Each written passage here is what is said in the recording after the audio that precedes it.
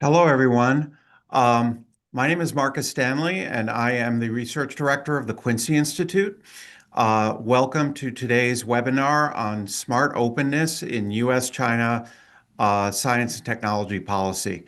Uh, the Quincy Institute is a transpartisan think tank in Washington that is working to build a U.S. foreign policy that is less militarized and more focused on cooperation and on diplomacy. We're working toward a new strategy of diplomatic engagement and the defense of our country based on the interests of the American people, not the corporate and military industrial interests that have fueled American wars for the last 70 years. Today, I am honored to welcome a distinguished panel of experts to discuss U.S. China science and technology policy. Most of our listeners are probably aware of the increasing chill in the relationship between the U.S. and China in the areas of cooperative research, science, and academic interaction. We have three experts with us today to talk about that direction, the cost it's imposing on U.S. Scientific research and scientific leadership, and to lay out a new strategy, which we call smart openness, uh, to simultaneously address security concerns about scientific cooperation, while at the same time keeping the openness that is necessary for the U.S. to remain a global scientific leader. Um, our three experts today have many decades of experience in science technology policy. Um, I'll introduce them in alphabetical order. Kei Kozumi is a science technology policy expert who served as special assistant to President Biden and principal deputy director for science, society, and policy in the White House during the Biden administration. He's had a number of other roles in science policy, including senior advisor for the American Association for the Advancement of Science and the National Science Technology Council, and assistant director for federal R&D in President Obama's White House. Um, Denis Simon is a non-resident fellow at the Quincy Institute and a senior lecturer at Duke University. He is a recognized expert on international science and technology affairs with more than 4 decades of experience studying innovation, science, technology policy, and talent in China. Caroline Wagner is the Academy Professor at The Ohio State University John Glenn College of Public Affairs. Prior to joining Ohio State's faculty in 2011, she was a policy analyst working with and for government in a career that spanned more than 30 years, including time spent at the RAND Corporation as deputy to the director of the Science Technology Policy Institute. Our format today for the webinar will be that Caroline and Denis will first present the smart openness agenda, both the case for and the need for openness in U.S. China science technology policy, and the smart openness approach to balancing security concerns with scientific openness. They'll present a short set of slides on that for about 20 minutes, and then Kei Kozumi will comment on his view on this agenda, and then we will open the floor to questions. As a moderator, I'll ask a question or two, but we would love to have questions from you, the listeners. And if you want to ask a question, please enter it in the Q&A box on the bottom of your screen, and we will try to get to those in the second half of the call. Okay, so Denis and Caroline, would you like to begin your presentation? Yes, thank you so much. We really appreciate the Quincy Institute sponsoring this discussion. It is a critical discussion at this time, and it's just the right time, I think, to be bringing this up. We're going to talk about why security and openness can be seen as complementary, and together with good science policy, these can be treated not as trade-offs, but as benefits to one another. We know that over the last 20 years, China has risen in their scientific capability to world-class levels. They currently stand as world leaders in a number of areas of science and technology. And then in a number of other areas, they're rising very quickly. Partly this is due to their cooperation and collaboration with the U.S., sending students here, sending faculty here. People have studied here and gone back and forth between the U.S. and China, greatly enriching the scientific base in the United States and in China. So we know that this collaboration has been affected by recent geopolitical interests and concerns about the use that China is making of science and technology to build military capability. We're not dismissing these issues. However, we think that with good public policy, we can find a way to improve the relationship, remain connected, and determine ways in which the U.S. can retain our leadership and our capability in global research and development, which is really threatened by the extent to which we're currently cutting off some of these important relationships. So we have a policy prescription here. We are obviously academics and we want to study it, but we really feel like right now there's a gap in public policy and we want to address that. Some see the relationship between the U.S. and China as a zero-sum game, as if knowledge or scientific understandings are a stock and a stock asset rather than a flow. It really misunderstands how knowledge is created and shared. Innovation systems function across borders, and we do share materials, including publications and conference materials, as well as patents and products. So most of this cutting edge knowledge is readily available and being sucked up every day into AIs and made widely available.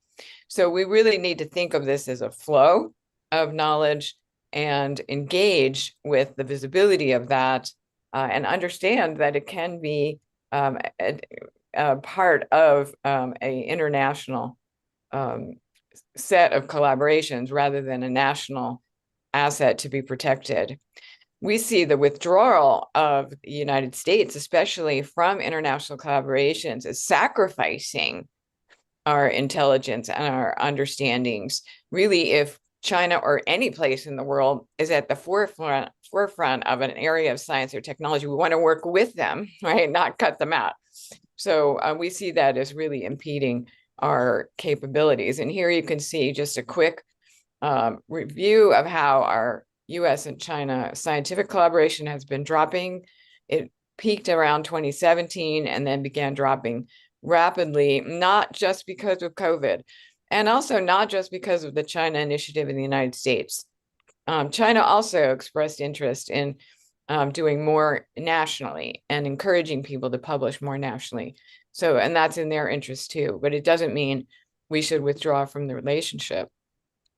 So this zero-sum idea that we should pull back and institute a great deal of research security regulations around our research doesn't really acknowledge the fact that science is cumulative. It's networked. We're already connected with these people. A lot of these relationships are based on deep trust that has been developed over decades.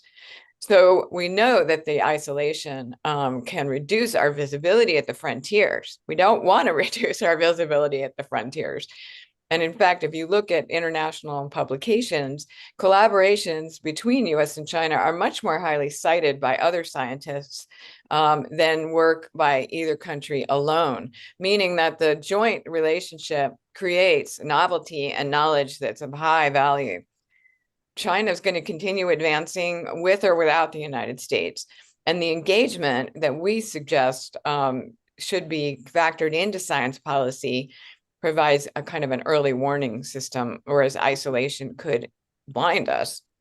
if we look historically at the way in which we managed the relationship with the USSR in the Cold War, the U.S. combined competition with selective engagement. And we knew where the Soviet Union was doing extremely good work and sought to work with them in those fields. Though these scientific exchanges did coexist with things like export controls, it was targeted. It wasn't a comprehensive no, go, or anything goes. So this engagement, in our case, improved our intelligence, benchmarking, norm setting of the relationship, and also set in place what occurred after the fall of the Soviet Union and our incredibly rich engagement with all of the fields that came out of the different countries after that. So Soviet science was closed. China instead is deeply integrated into global networks in a very specific and strategic policy action on their part. Denis and I have written about this in terms of their international engagements. So it's very important to understand we're dealing with somewhat of a different time, but the different time requires us to manage the relationship even more closely than we did with the USSR. And so we're asking for a structured approach to scientific engagement that isn't a naive openness like anything goes, but it's not a blanket decoupling. And right now we have an absence of clear policy around what we should be doing with China. And what we're asking for is just a much more managed, nuanced, and clearer policy that recognizes China both as a strategic competitor, but also as a scientific peer, and that really aligns better with security policy and the realities of global innovation and the networks that emerge from scientists seeking one another out in terms of who's doing great work. And I'm going to pass this now to Denis to describe smart openness and how we're seeing it as a possible way to move forward in our relationship. Thank you. Thanks, Caroline.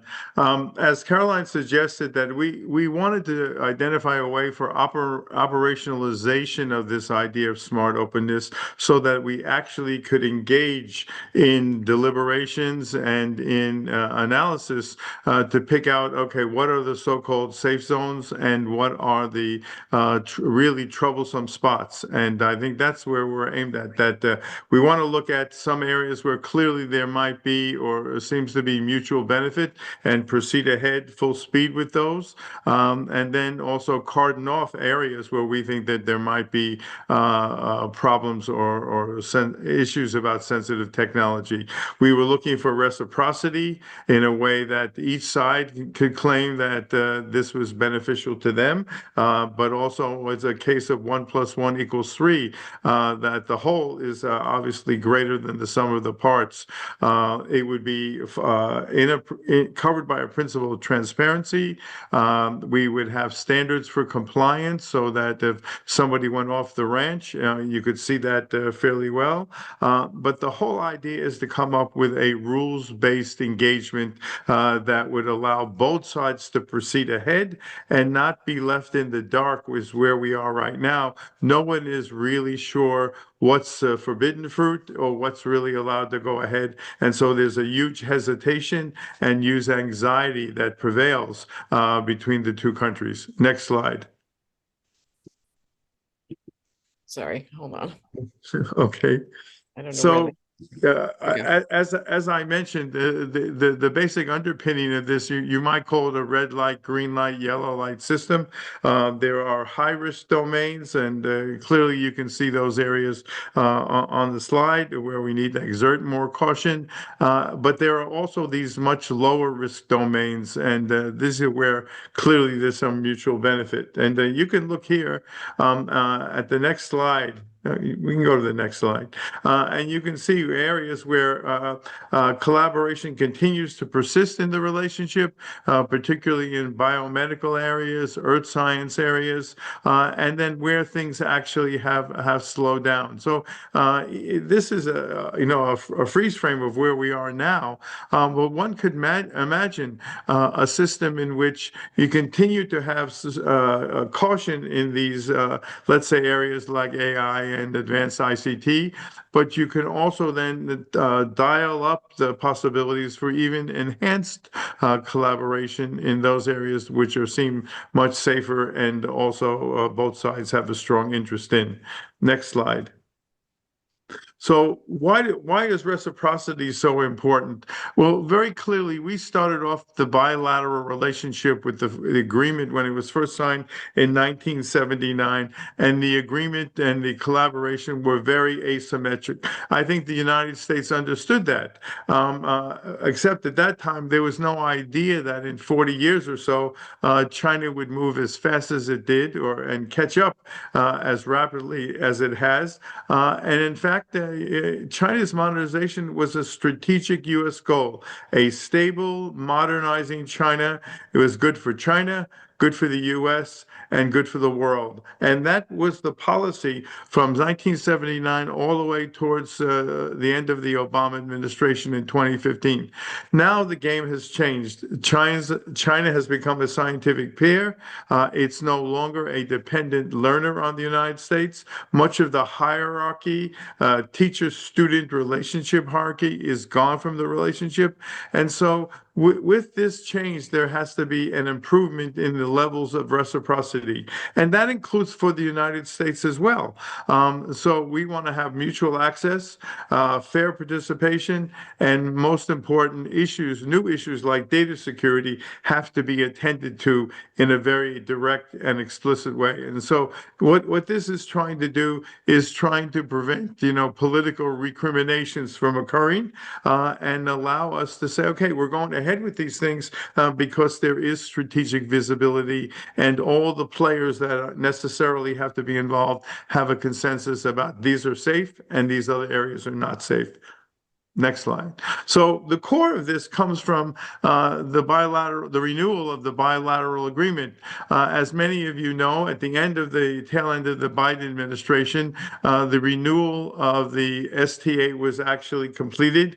It is not the same agreement that it once was, and elements of concern that had emerged over the previous iterations of it were directly addressed in the negotiations about putting together the new agreement. In fact, Caroline and I believe that this new agreement actually covers most of the bases for dealing with not only old issues, but most important, dealing with the new issues that did not exist from 1979 almost to 2015, such as data security.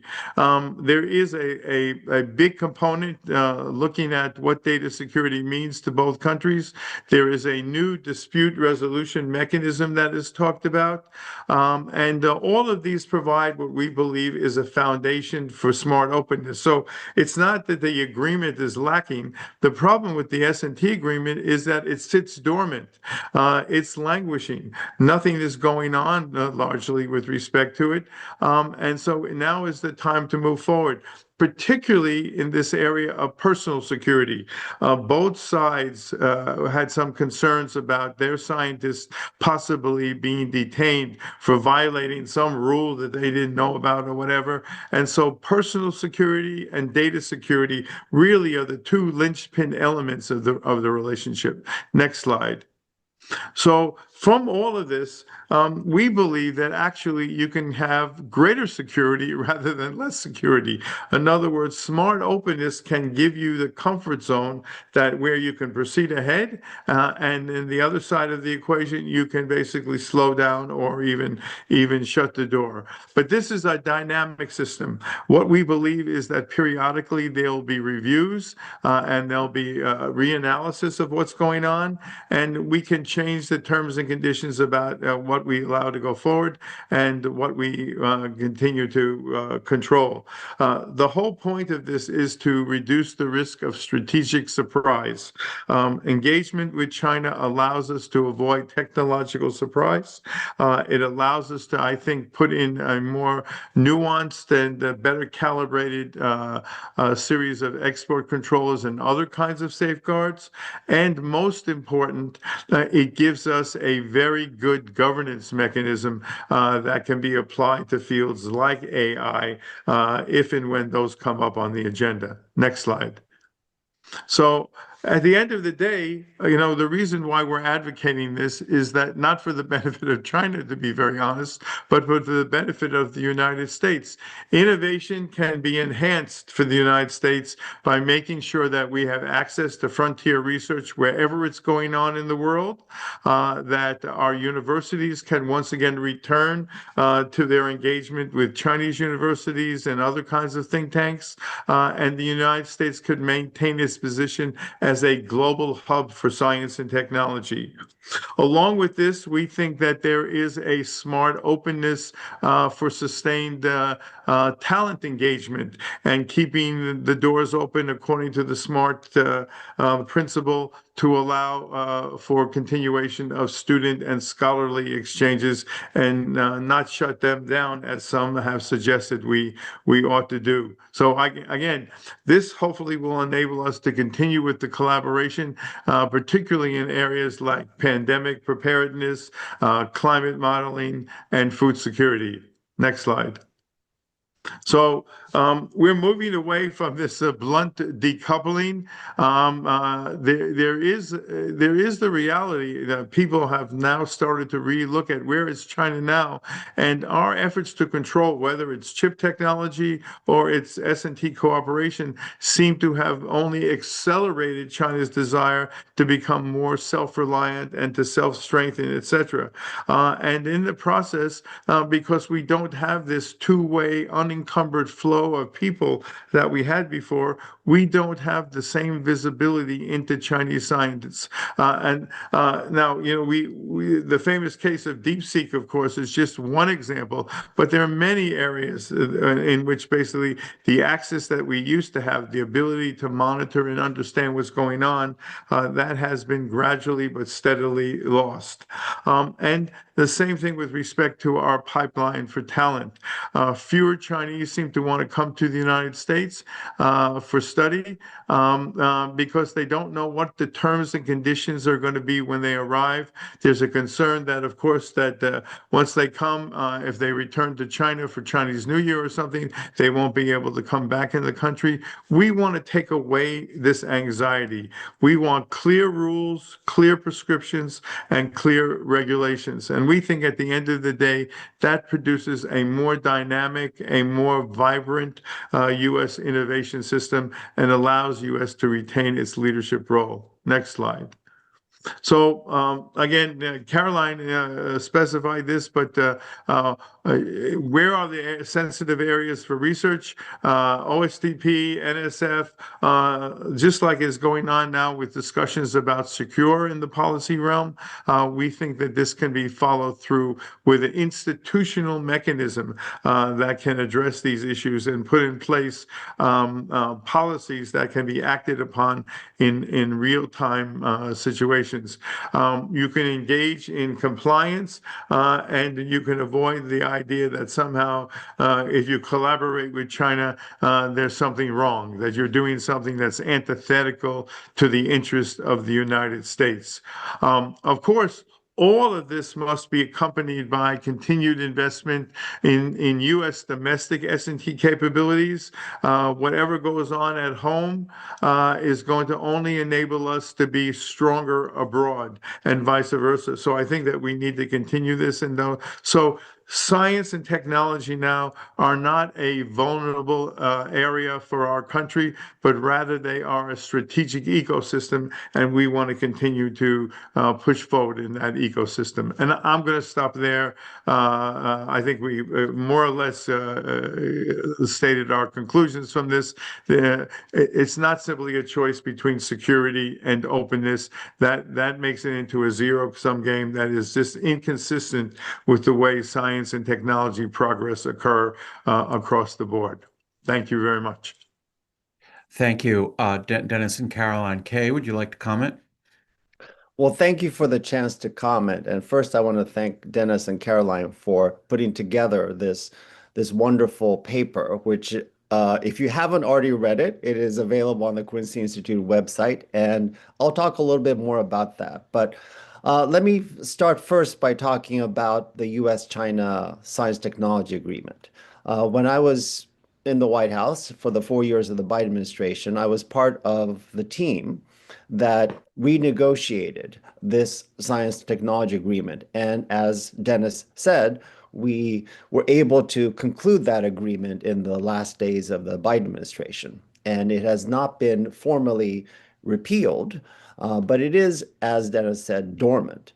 Why is that important? That agreement is important because since the original signing of the agreement in 1979, the U.S. China scientific relationship has grown to become the most important and deep relationship in the world. Well, Caroline's showed that despite the declines in U.S. and Chinese researchers' collaborations, U.S. and Chinese researchers are the most active, the most numerous collaborations among all the binational pairs of scientists. So U.S. and Chinese researchers collaborate more than any other national pair. And why? Because the best need to work with the best. And we also saw US and China are the two leading scientific superpowers in the world. And so for the United States to remain a global leader, US researchers need to be able to collaborate with the best scientific minds everywhere in the world. And that includes China. So not only is it a scientific imperative, it is a security imperative. If the United States wants to stay part of and aware of the latest science and innovation developments around the world, then US scientists need to be able to collaborate with researchers in those fields. At the same time, though, US institutions and the US government were not naive. We recognize that some governments, particularly the People's Republic of China government, are taking measures to have gained inappropriate or pre-publication or otherwise, illicit access to scientific and technological advances to use for national advantage.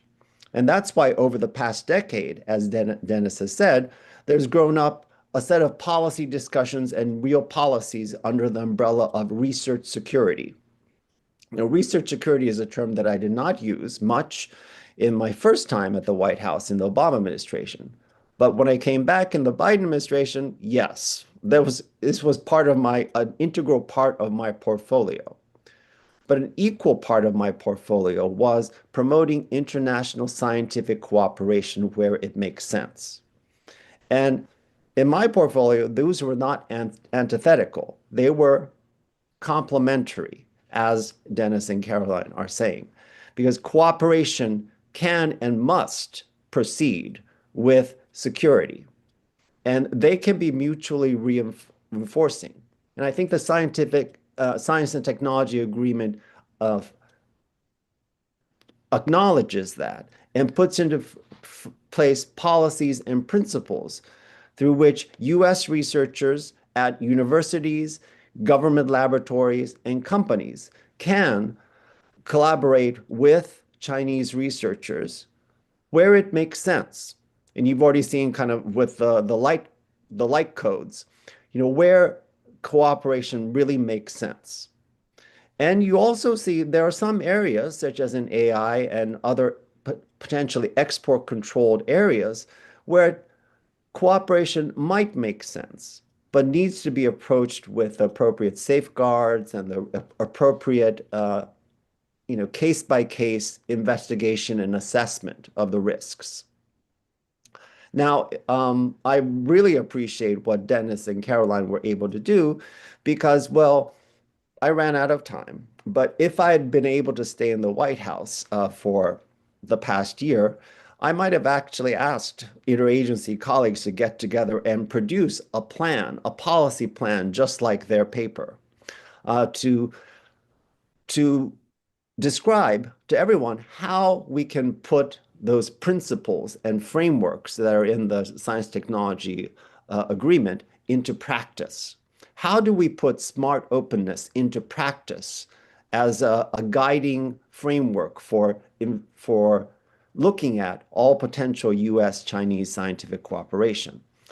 So my hope now is that we will be able to, working together, to make this policy framework real and part of the growing practice in the United States of taking research security seriously, while also continue to take the value of openness and collaboration seriously, because it is a security imperative. If the United States is going to be secure, we need to be at the scientific forefront. And the only way to do that is if the United States remains an open, collaborative scientific environment in which U.S. researchers can collaborate with the best in the world wherever they are.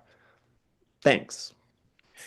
Thank you so much, Kay. And that is a great springboard to the next part of our discussion, because I really do want to focus on this question of not just the framework, and we're happy to take questions on the framework, but how this could be realized and operationalized.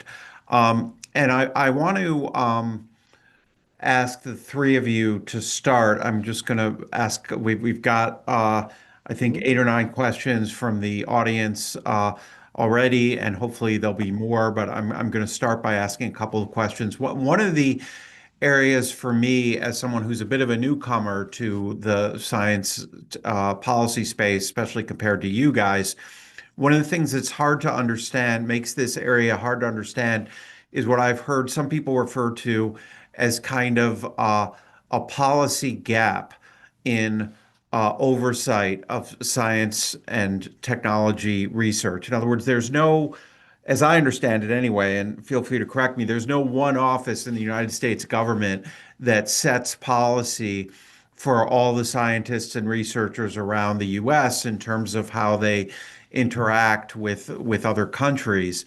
And in a way that this has been positive for openness, but it also, and I think that's why it took shape that way, but it also can create a lot of confusion and suspicion where there isn't an explicit policy, and we have these frictions and tensions in the U.S. China relationship. So, whoever wants to address this first, is there this kind of policy gap, and how should we understand how the system or non-system works in this space? Well, if I can start, I will Sure. say yes, there is a policy gap, and welcome to the United States, because this is the nature of our U.S. government. There is no central office for research policy. The closest thing was my former small office of like 100 people, but within a vast federally funded research ecosystem. So even the STA that I was talking about only governs government to government collaborations between US and China. It does not pretend to govern, private sector such as, university to university collaborations. And most of the policies that my office tried to create and did create govern only federally funded research, which means that, of course, company research or, research that is, funded by foundations or other sources aren't subject to the same policy guidelines. So this is our decentralized, fragmented system at work. But at the same time, the US government has a strong role to play in setting the standards for the entire US science and engineering and innovation community. And that is, what we tried to do through the STA renewal, through our research security policies that govern federally funded research, and our programs that use federal dollars to try to enhance scientific cooperation with our partner countries. I'll just jump in here and say that we've come into a new age. In the past, the United States didn't have an explicit science policy because we were in the lead. And it's much easier when you're in the lead and you're letting our scientific actors race forward, right? To allow them to do that and to create the conditions by which they can do that openly. Now, if you look at every other country in the world, they have an explicit science policy. And it's all written down, and you can go look at it and read them. And many, many times, they look very similar to we're going to copy what they're doing in the United States. This is no longer the case in the world.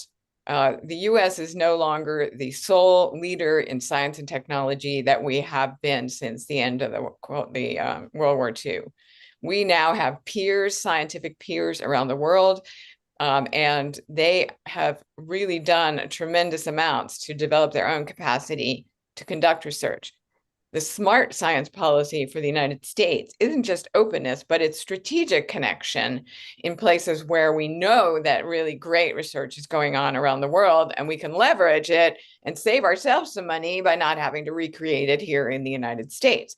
So these things all call for a more directed science policy in the United States that considers the frontiers of knowledge and where the United States plays and where we should play with others. I think that just to add a further point, I think that one of the things that was not well understood in 1979 and during the first decade or so of the bilateral S&T relationship was how fast and how extensive the collaboration between non-government actors would grow, that the degree to which university to university collaboration would expand, and that the degree to which corporate R&D cooperation would also expand. And so to be very, at least in my view, the real action is not just inside the government, it's across the whole system. And if we don't acknowledge that, one of the shortcomings of the renewed agreement, I think, and I understand why it wasn't attended to given the complexity of the negotiation, but if we really want to make this thing work, it has to apply to all the domains, the corporate world, the university world, and the government world, because those are really the key areas for the United States, particularly given the centrality of corporate R&D for the U.S. economy. Thank you. And so following up on this, I'm going to ask two more questions here related to this sort of fragmented quality of science policy. The fact that we don't have centralized control over it was advantageous to openness, where, as Caroline said, we were the global leader and racing ahead. But now that there's all this anxiety in the U.S., or even paranoia, I would say in some cases, about the U.S. China relationship, um, how is that anxiety affecting how U.S. China scientific collaboration happens? Is there a chilling effect? And is the lack of clarity and this policy gap actually sort of having a slowing or chilling effect on U.S. research? Let me take a stab first.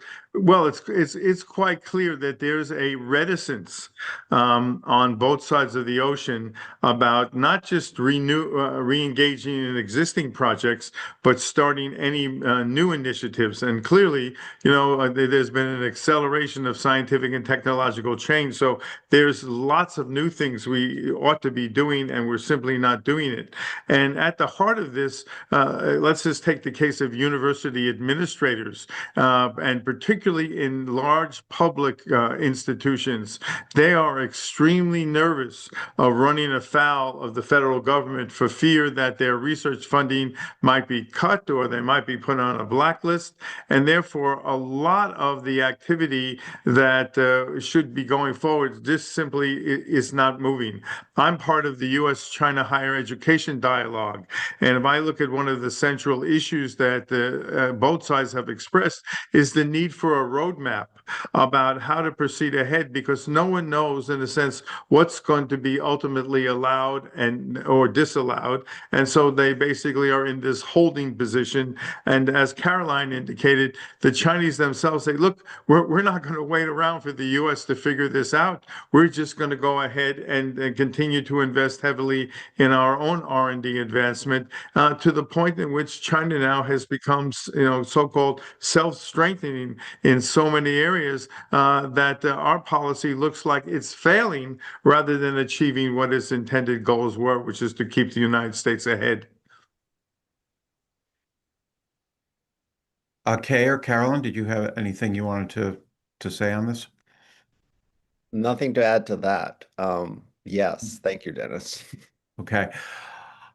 So given my kind of last question before turning to the audience questions here, given the fragmented, decentralized nature of our policies, how could we implement something like a clear guidance, clear roadmap that the smart openness framework envisions?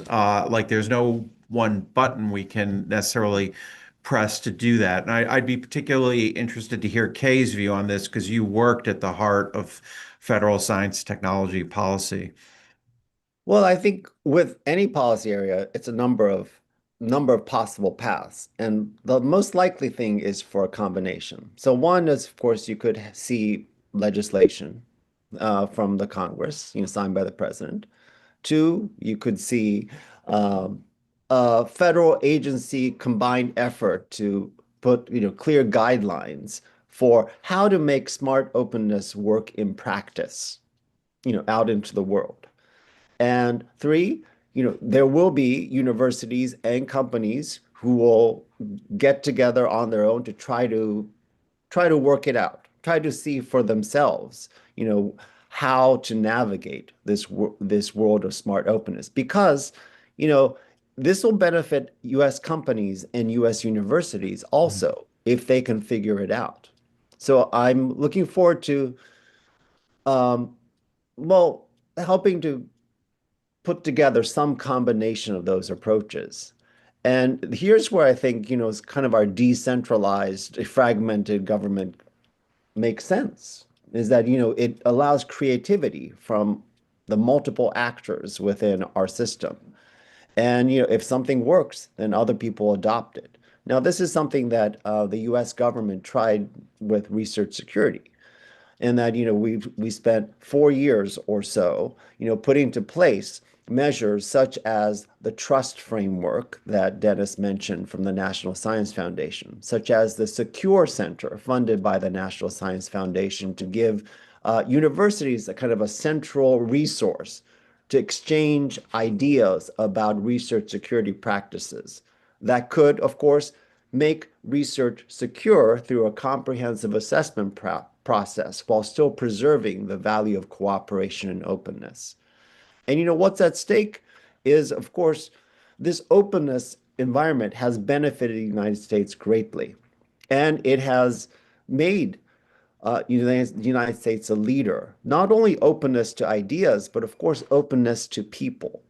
That, people from all over the world have come to U.S. institutions to get their science and engineering educations, and many of them, like my parents, have stayed to become, U.S. researchers when before they were Chinese or Japanese or English or German researchers. And that strength is worth preserving, not only because of the science and engineering aspects, but because of the competitive aspects. The United States has been great at turning Asian scientists into American scientists, so they work for America and for American interests. And even scientists who go back to their home countries, they take with them their ties and their collaborative relationships with US-based scientists. And that's what is at stake.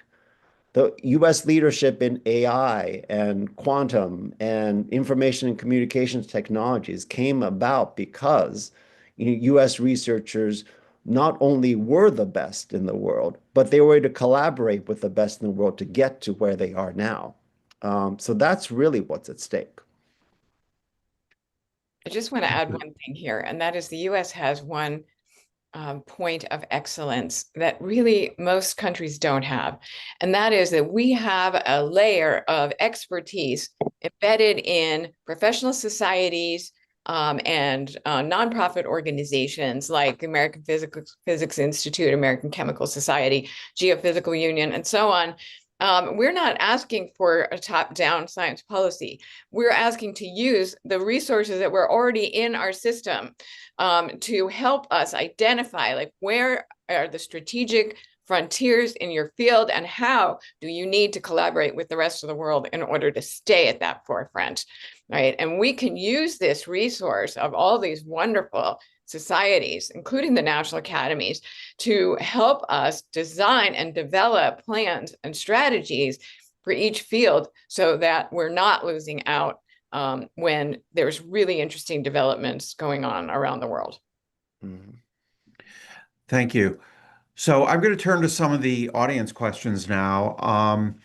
We had one of our audience members confided that they were suffering from Parkinson's disease. My own mother actually also is, and mentioned that 50% of the Parkinson's patients in the world are in China. Could you say something about medical research and the advantages of cooperation in terms of having a greater database of patients and medical kinds of cases for collaborative research and what could be lost if we no longer collaborate in that area? I'll just jump in with one example.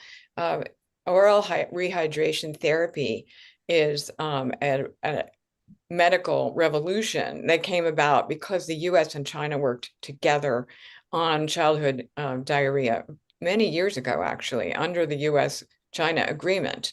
And it isn't patented, it isn't a vaccine, it is just a process in which we get the right medicine to children who are suffering from diarrhea. It saved millions of lives.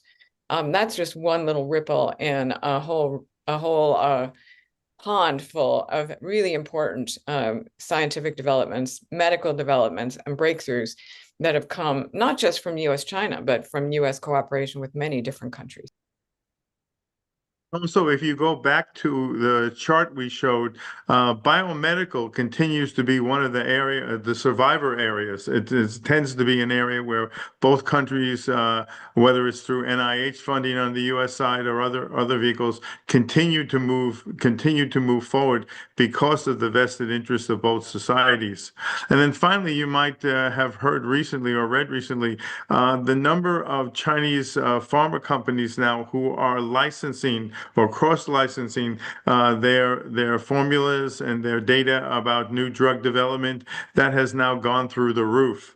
And one could imagine a worse day if we were to even cut off that channel. Somebody saying, well, it's not in the national security for the U.S. to be dependent on licensing from Chinese companies. But these things are all possible unless somebody is going to think through the problem. I would make the argument that the fear thing that I worry about is not that we look backwards and discover what we did right or wrong before. It's that we ignore the future possibilities. The future possibilities are almost unlimited, particularly given the new world we live in with AI and AI's impact on the pharmaceutical research.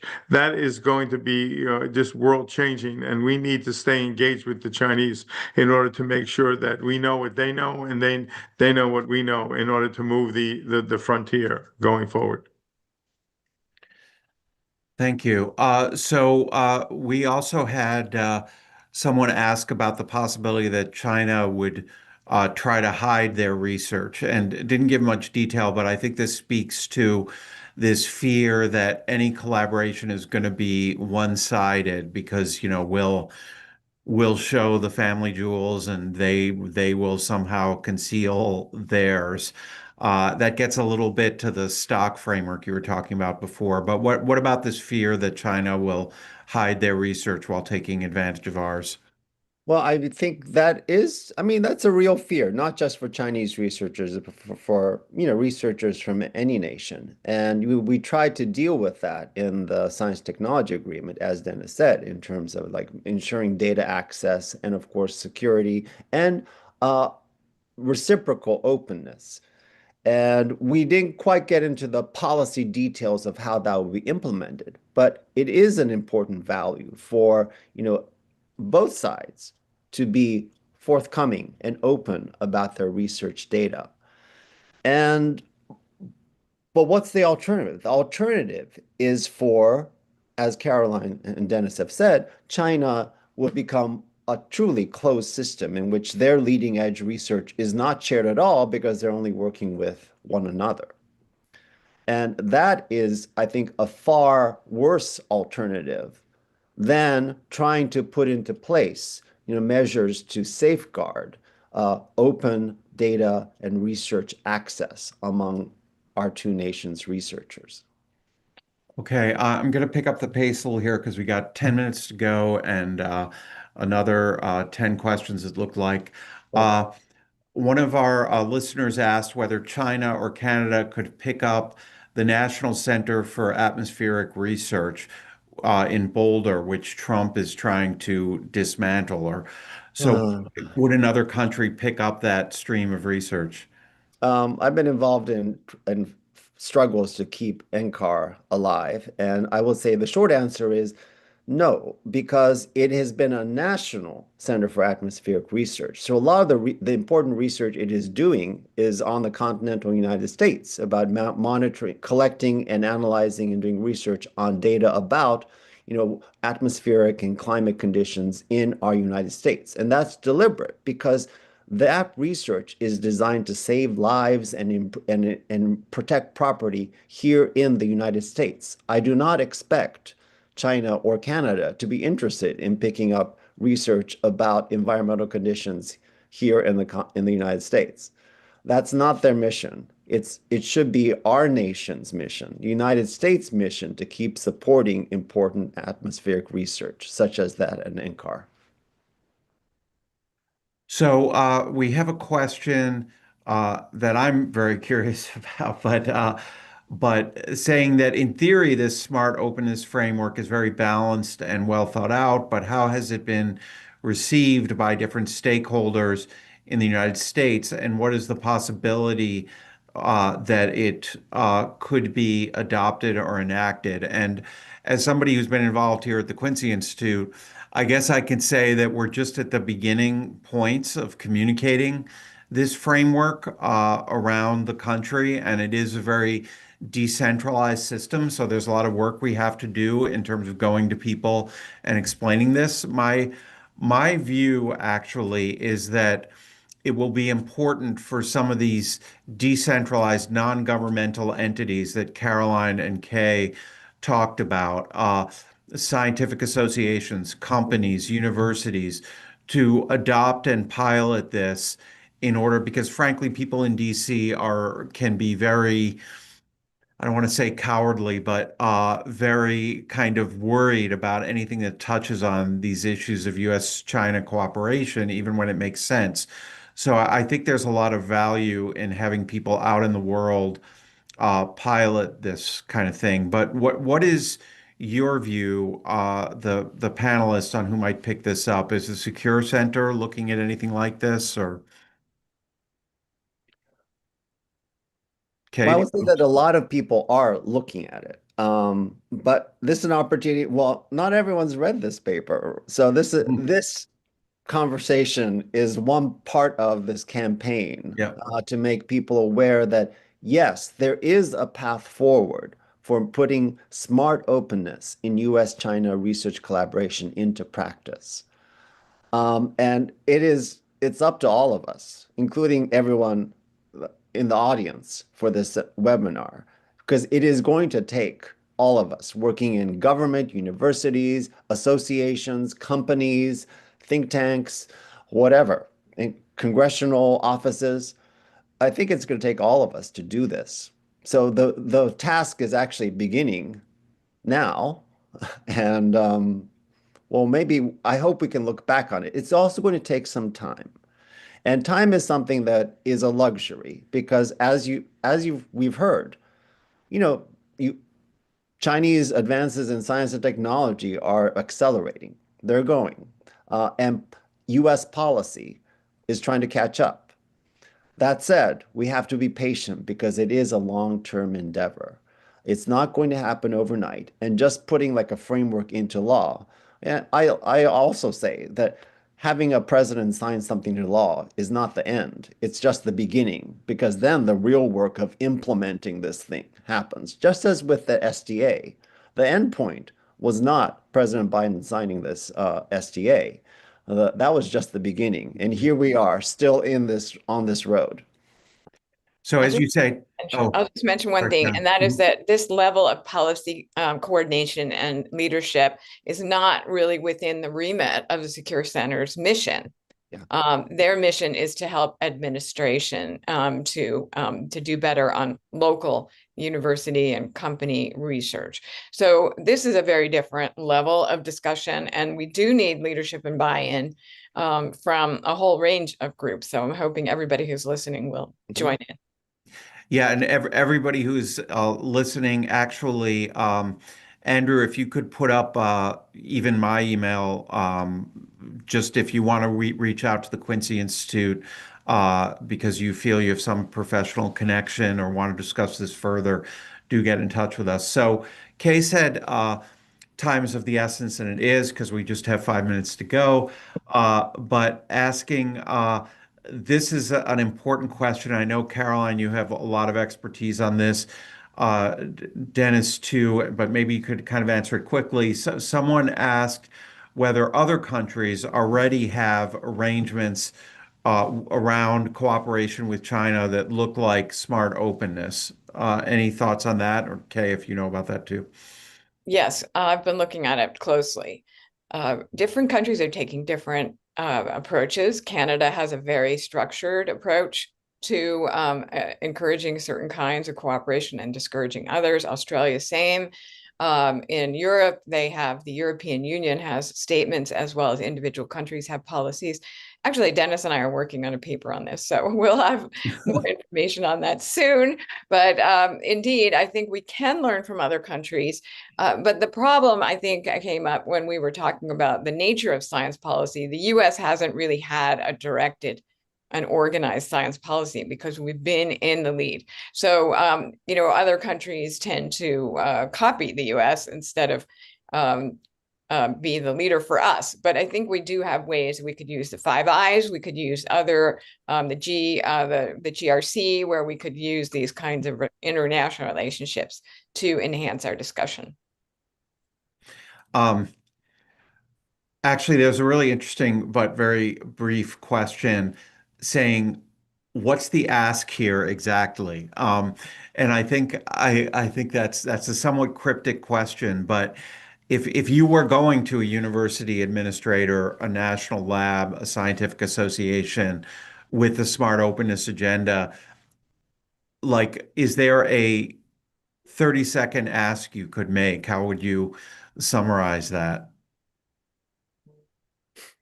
If I was going to a university administrator, I would basically say, let's carve out a simple, small, doable project to re-engage, to rebuild trust, and to have that project go forward. And if we could multiply that across dozens of universities, we could start to build or redirect the momentum away from this negativity into areas where it can be fruitful and mutually beneficial.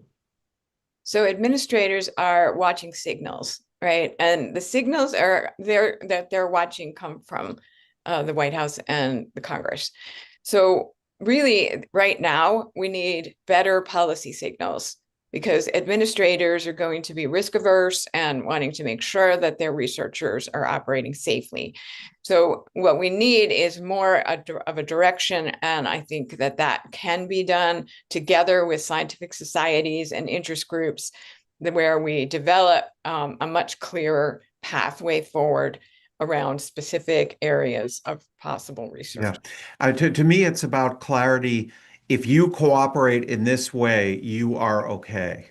You know that kind of clarity, and where the cooperation in this way includes that security component in like a rational and manageable way, as opposed to an atmosphere of generalized suspicion.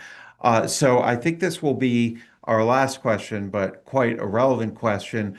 One of our listeners said all the speakers have emphasized that there is a balance between security and openness, but is that kind of balance really possible in a context where over 60% of federal R&D funding is driven by the Department of War now or national security agencies?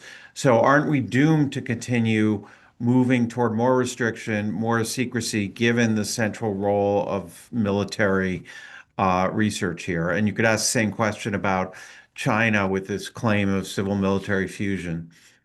I'll just make a very brief and clear statement. Any research that's hidden and closed off from a global dialogue is falling behind. So if we want to stay at the forefront, we have to have managed openness. Otherwise, we're going to be falling behind. Yeah. And, there will be, I'll add that there is some research that will always be closed and behind walls. Proprietary research, sensitive national security research, classified research.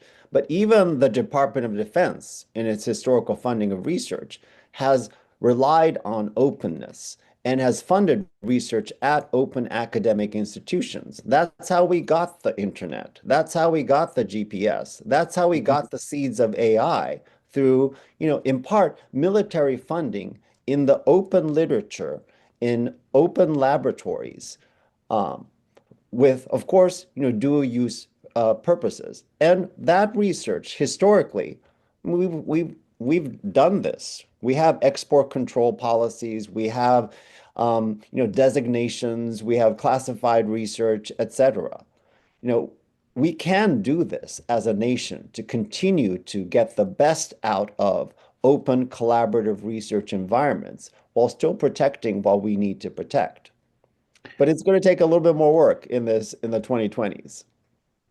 Okay, well, I think that's a very good way to end the discussion. And I want to thank all our panelists and also our audience for some great questions. And as Kay said, this is just the beginning of the work, hardly the end of it.